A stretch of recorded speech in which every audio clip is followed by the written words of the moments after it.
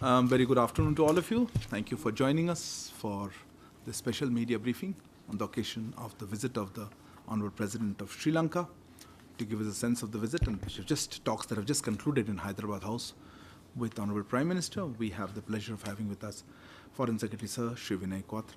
Also joining us on the dais, Shri Gopal Bagle, our High Commissioner to Sri Lanka, as well as Shri Puneet Agarwal, Joint Secretary in the Indian Ocean Region Division of the Ministry.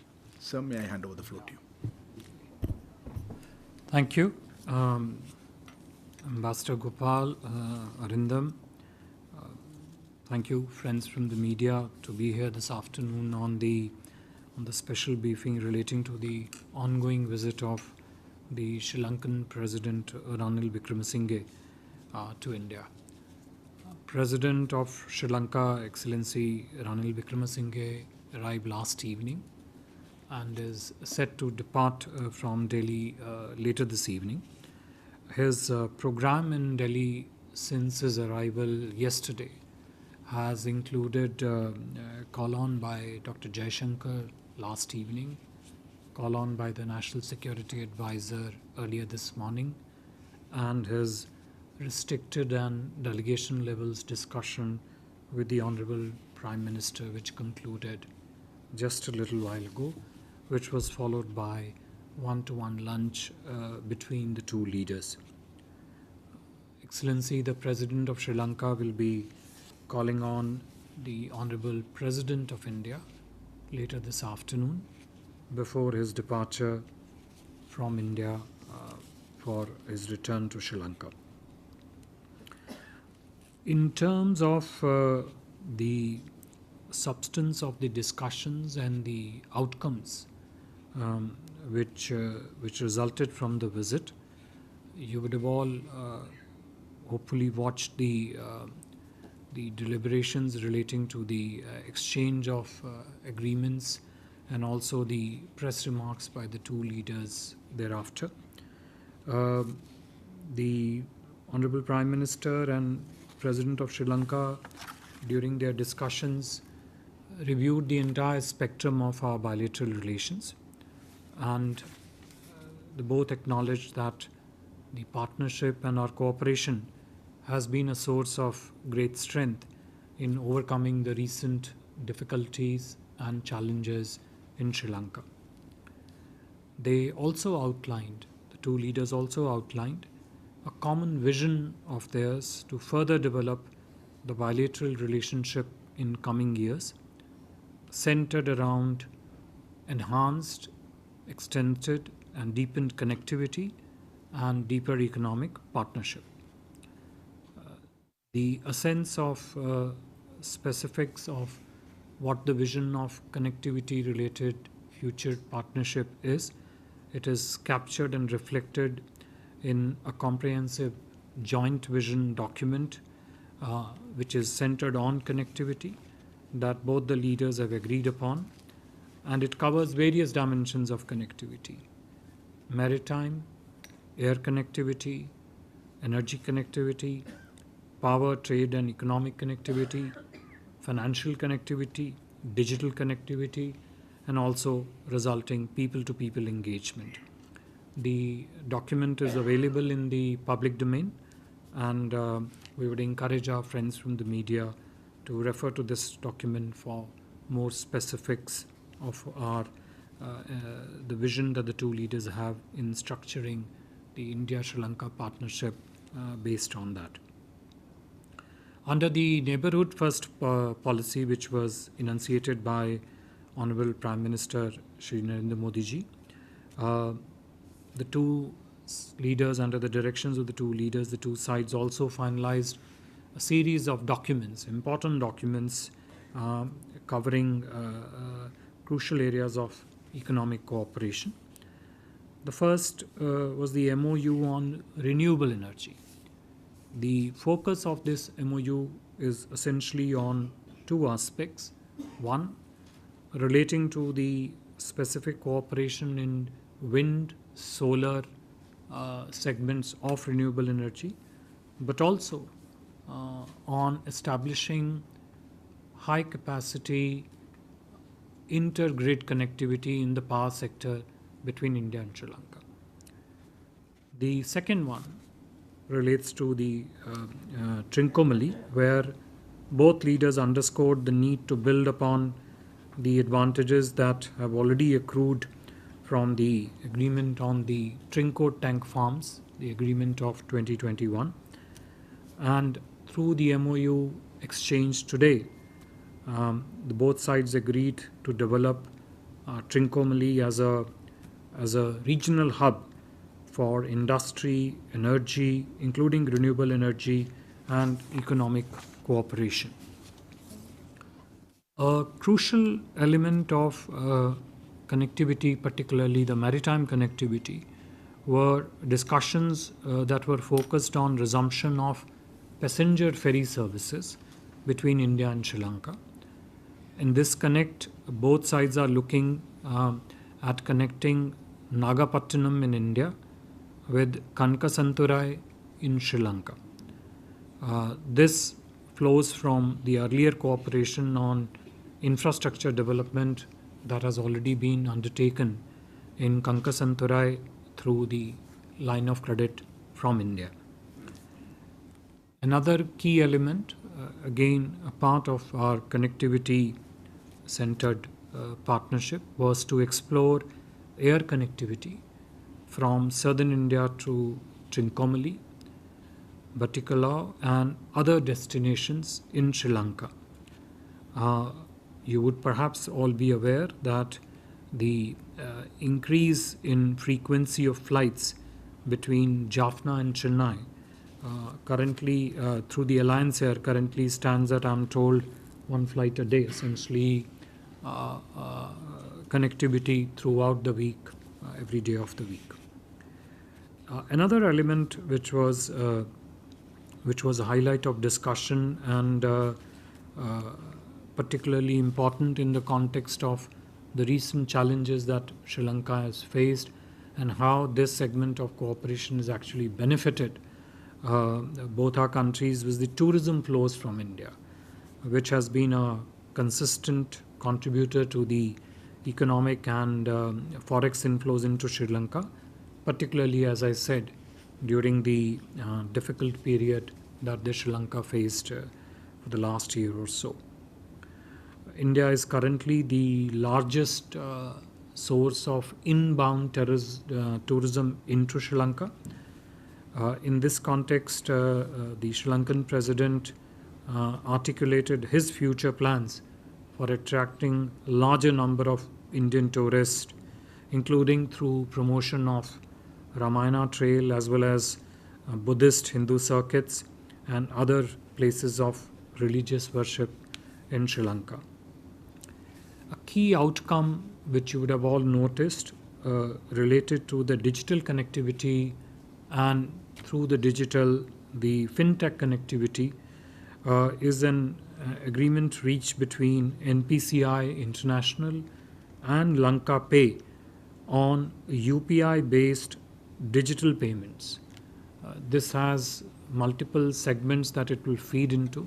Tourism is only one part of it, but it would essentially ease up the payment flow mechanisms between the two countries once this understanding is operationalized, I should say within about next 2 to 3 months, once the processes relating to its implementation are put in place. Digitalization and digital public infrastructure and the role these two things can play in the development partnership between the two countries was also an important element of discussion between the two leaders. Both of them, Prime Minister and the Sri Lankan President, noted the successful implementation of the ongoing Sri Lanka Unique Digital Identity Project, which is being implemented through the Indian Grant Assistance and would assist and enable the Sri Lankan government to deliver and host a lot of citizen-centric services for its people. The other key element that came up for discussion with regard to the ongoing recovery of the Sri Lankan economy. Besides, of course, the substantial Indian assistance that was offered since the crisis broke out in Sri Lanka, related to the role that bilateral trade and investment can play in further speeding up the economic recovery of Sri Lanka. This, of course, included starting discussions on bilateral economic and technology cooperation agreement, and related element on the start of the use of INR for trade settlements, which, as you know, has been ongoing for some time. This year, as you would all know, marks the 200 years of the arrival of the Indian origin Tamils community in Sri Lanka. And to commemorate this significant moment of history, Prime Minister announced that Government of India will be implementing a development package exclusively centered for the Indian origin Tamil community. Prime Minister also announced a multi-sectoral package to support the economic development of the Eastern Province. This will, of course, be positioned in the larger matrix of India's development partnership with Sri Lanka, but would be focused on the development of the development-related projects in connect with the Indian origin Tamils. Prime Minister also raised, as you would have all heard him say during his press remarks, also raised the issue relating to the aspirations of the Tamil-speaking people in Sri Lanka. He emphasized in this connection the urgent need for the Sri Lankan side to take these groups, in particular the vulnerable sections among them, into confidence as they handle the economic crisis. In this context, Prime Minister reiterated our well-known and consistent position regarding the full implementation of the 13th Amendment. Both sides also exchanged views on the challenges being faced in dealing with the issues relating to fishermen and fishing boats, and also agreed on the need to approach this through a humanitarian perspective. As you all know, both sides are also undertaking technical level discussions on specific areas of cooperation in agriculture, fishery development, and sharing of best practices in these aspects. In terms of connectivity projects, another thing which I forgot to mention, and I should mention before I conclude, related to the land connectivity between India and Sri Lanka. This was, the idea was proposed by the Sri Lankan president. Both leaders agreed to take this forward, and in taking this forward, you would have heard Prime Minister in his press remarks say that both sides would carry it forward through an initial feasibility study to look at this land connectivity between the two countries, which would of course help to bring about economic prosperity to both our societies, also help in regional cohesion with the two countries, and can be a source of tremendous bilateral and the regional economic prosperity in our region. I would stop here, and if there are questions, I would take them. Thank you. As for the ground rules, please introduce yourself and the organization. Let me start with Yeshi. This is Yeshi Seli from the New Indian Express. So Sri Lanka is cash-strapped. So what is the funding process of these projects going to be, especially the pipeline project and the development of ports? Aisha? So Ayush Agarwal from ANI. So when it comes to the security interest between the two countries, was there any kind of assurance given by the Sri Lankan president regarding India's concern of Chinese presence in the Indian Ocean. Like we saw last year, the spy vessel docking in the Hambantota port. So any kind of discussion on that, any assurance given by the President?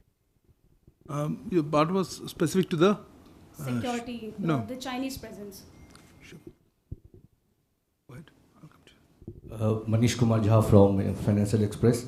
I understand India committed some about $4 billion of economic aid to Sri Lanka. I would like to know how much has been disbursed to Sri Lanka. And second, if you, Foreign Secretary, could update about West Container Terminal, if there is a concrete deal and status at the moment now. Thank you. Sorry, what is the question on the West Container Terminal? What is the deal? Current status of the terminal. deal? Of there's a deal or not? It's a private sector thing. So Siddhant. So Siddhant from Vion. So what kind of the trade in rupee happening with Sri Lanka? I mean, it was something that was announced or was happening for quite some time. But if you can give us a status update, what kind of investments or exchanges are happening right now when it comes to usage of rupee? Enjoy. Sir, times now. Oh, yeah. Was there any discussion on Chinese submarines in Sri Lankan ports? Yeah, Shashank. Good afternoon, sir. Shashank Mattu with the Mint. So there's been talk of, in the statements about the economic and technological agreement. You also mentioned this. Could you give some sense of what specifically is going to be part of this agreement? Are we looking at tariff reductions? How exactly do both sides want to improve trade? And if I may just tack on a quick question to that, there's also been in the statement some conversation about helping the Sri Lankan government with its divestment process in terms of the sale of state-owned enterprises. There's been some speculation in the Sri Lankan media that Tata is interested in, purchasing or taking a stake in Sri Lankan Airlines, which is the national carrier. Can you comment on that? Is there a sense of what Indian firms specifically, what those conversations have been in terms of helping the Sri Lankan government? Thank you. Reza. Secretary, thank you for doing this. Reza from the Hindustan Times. Basically, during the press remarks, the Sri Lankan president also talked about, how he had discussed the plan for the Tamil areas and, gave some details. Given that there are reports that Tamil leaders in Sri Lanka themselves have expressed some concerns about the plan, I was just wondering if we could have a little bit more on that. Which element? The details of the plan, the reaction? The plan and the reaction. Not going to get both. Nanima.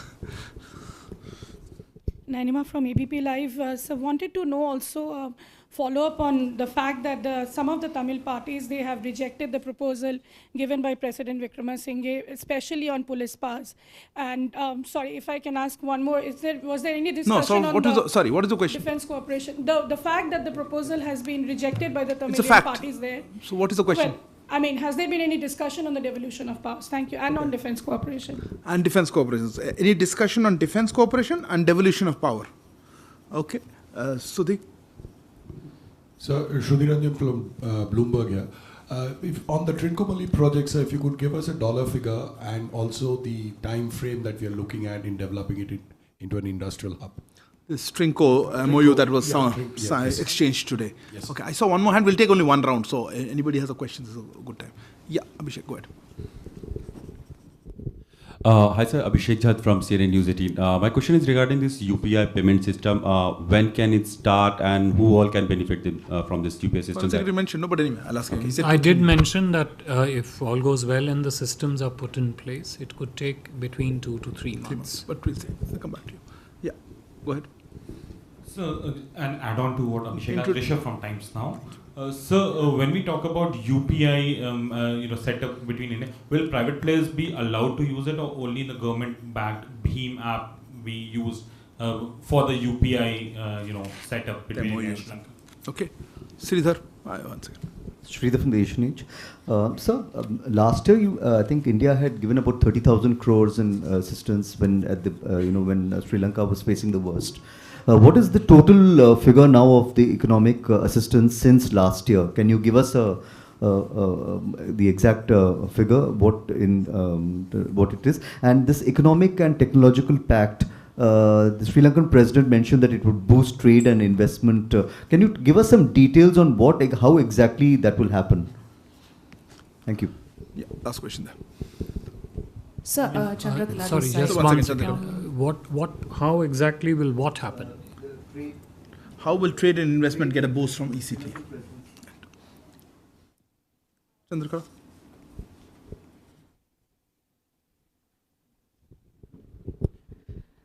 Sir Chandrakala from ETV Bharat. Sir, earlier today, there was a meeting between Gautam Adani and President Ranil Wickremesinghe. Can you just give us a detail what exactly, I'm sorry. what projects were discussed? I'm generally very relaxed about questions, but how this was? Have you asked the two parties? We were not in that meeting.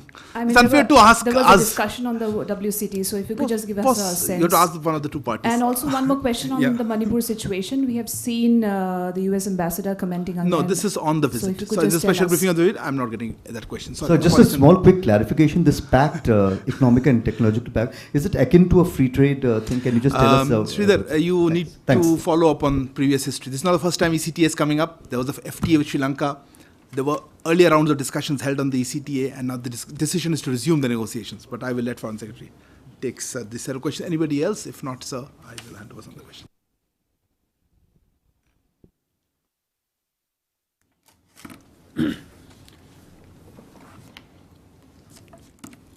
Yeshi, your first question was on the funding modalities, and this, in a sense, would capture the questions that aim at asking how would ECTA proposals relating to disinvestments, trade investment cooperation, how do they fit into the larger matrix of the challenges that the Sri Lankan economy currently faces? Look, as a matter of principle, it is always our effort to ensure that our assistance projects, our development partnership project, do not add any debt burden on to an existing economy.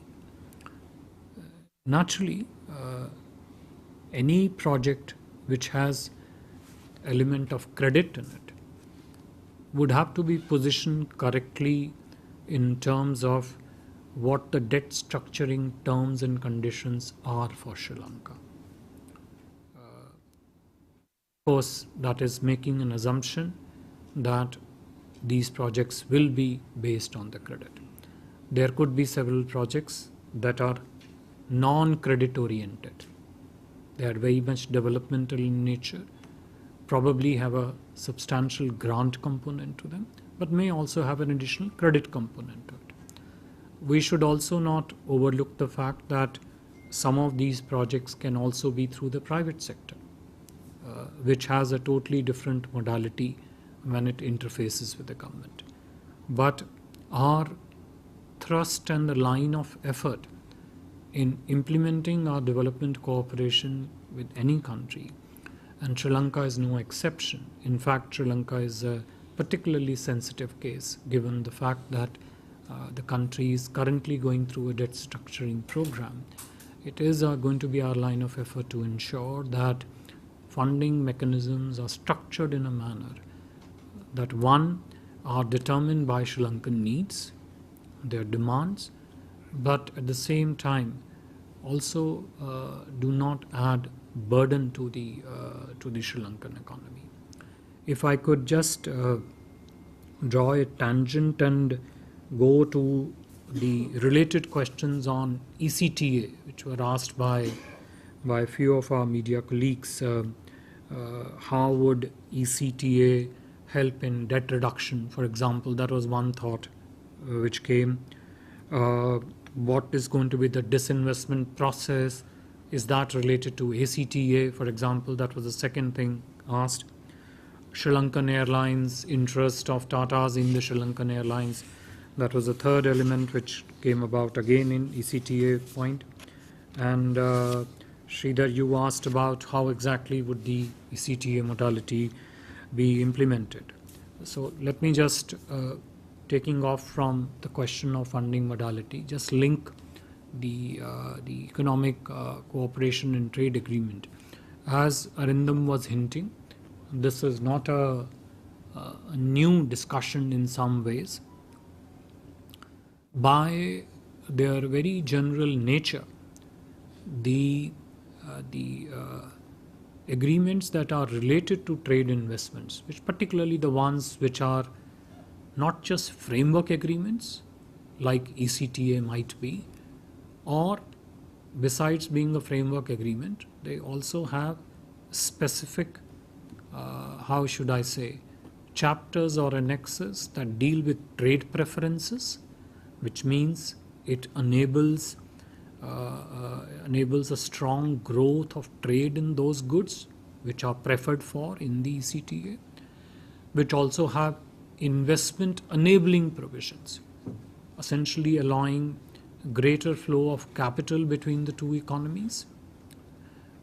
Naturally, when these two things combine, it helps in an economic growth of a country. Naturally, that would assist as a derivative result, will assist in the reduction of the debt or at least easing of the debt burden on the society. Disinvestment, on the contrary, is normally speaking, how Sri Lanka decides to take it forward is not really for me to answer, but disinvestment is normally a standalone process, and in this case, since it is a Sri Lankan disinvestment process, it is something which they need to decide on in terms of which sectors they would go forward disinvest into, within those sectors which entities would be disinvested, those entities, what would be the terms and conditions of those disinvestments. Naturally, a lot of this has also got to do with their ongoing discussions with the International Monetary Fund. But from our perspective, not just now, even when the crisis broke out, our conversation to them always was that investment rather than credit is always a more sustainable way to move forward in terms of economic recovery. So I think ECTA needs to be looked at in that perspective, something which allows the economies of the two countries to unlock a huge potential, which means they're embedded in the trade components. Now, trade may have specific tariff lines. That's a matter of detail which the negotiators will go into. It would have an investment angle, which again will unlock the economic growth that is inherent in the flow of capital and the investments. And other aspects like trade facilitation parts, removal of the non-trade barriers. One can go on, but those are, how should I say, typical components of any such discussion. But it would be wholly inappropriate for me to prejudge as to what those discussions would be, leave alone the outcome of those discussions. So that is the whole rubric of it. But the thrust of this between the two leaders was that economic cooperation, and within economic cooperation, trade and investment partnership has to be a very strong element of our engagement. And one of the ways to take that forward is the discussions on the ECTA.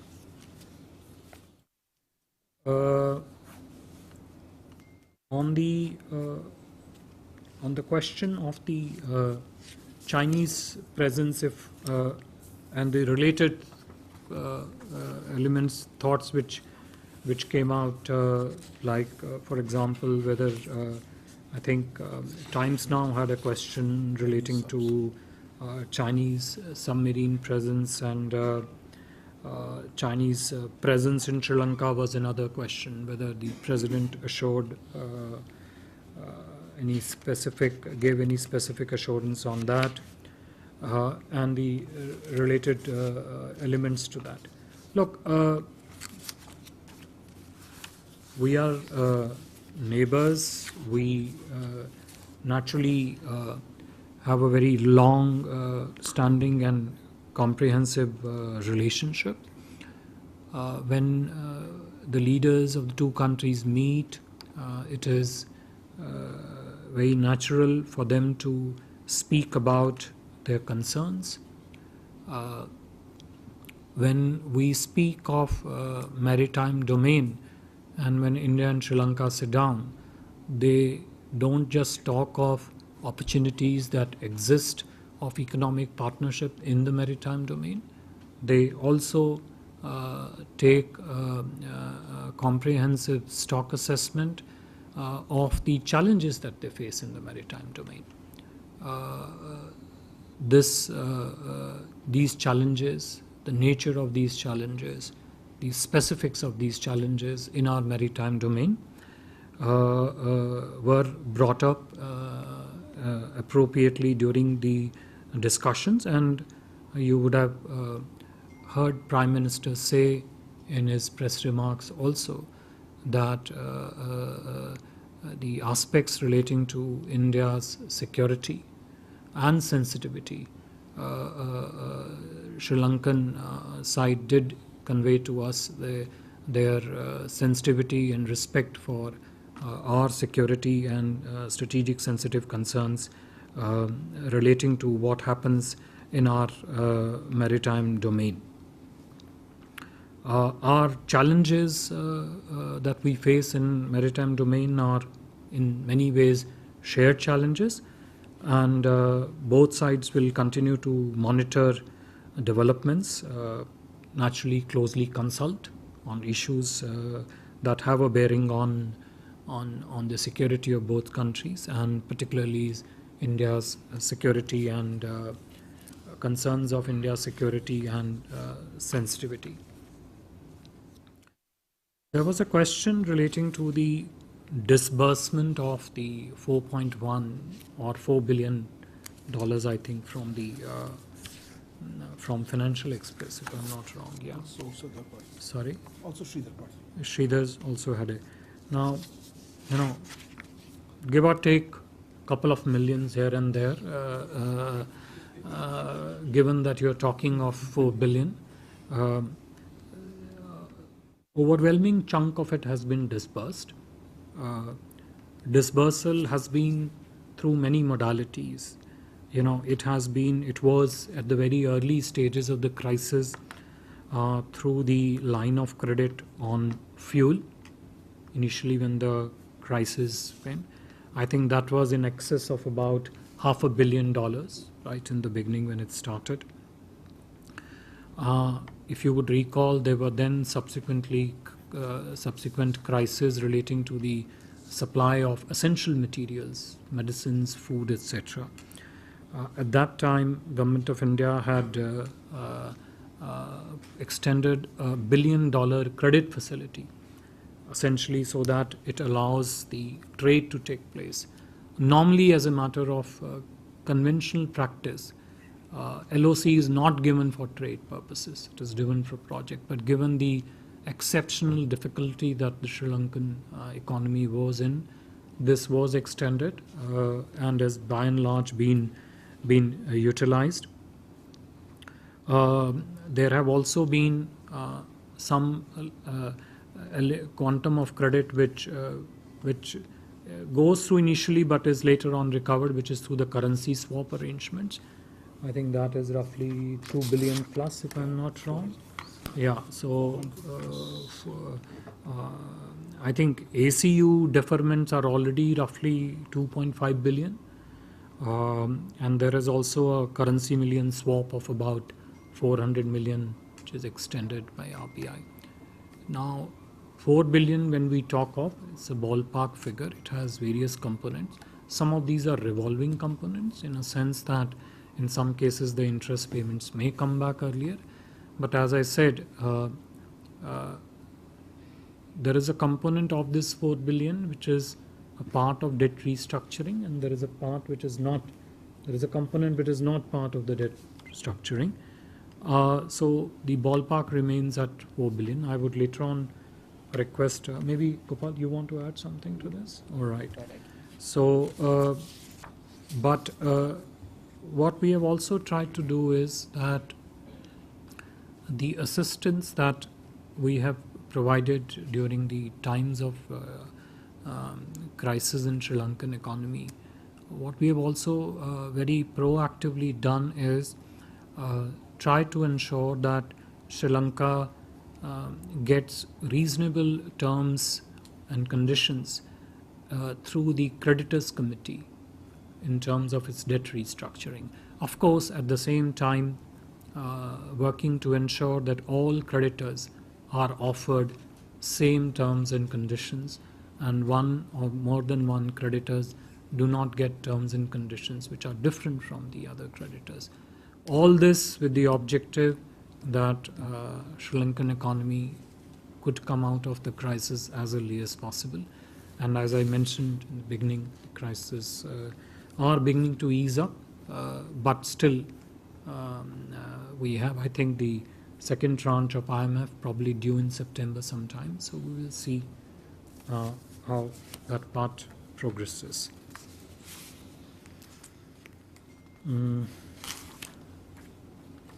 On the question relating to the West Container Terminal, it's a, as I'm sure you're aware, it's a private sector investment in Colombo Port. So you would perhaps be well placed to check those with the entities involved in terms of what the current status of the project is.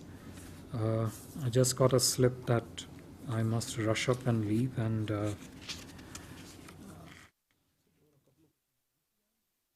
UPI, I think, as I mentioned to Abhishek and to question here, that it will, if all goes well, should take us another couple of months, 2 to 3 months, to put the entire processes in place. But NPCIL and Lanka Pay have arrived at an understanding that would allow this to be free.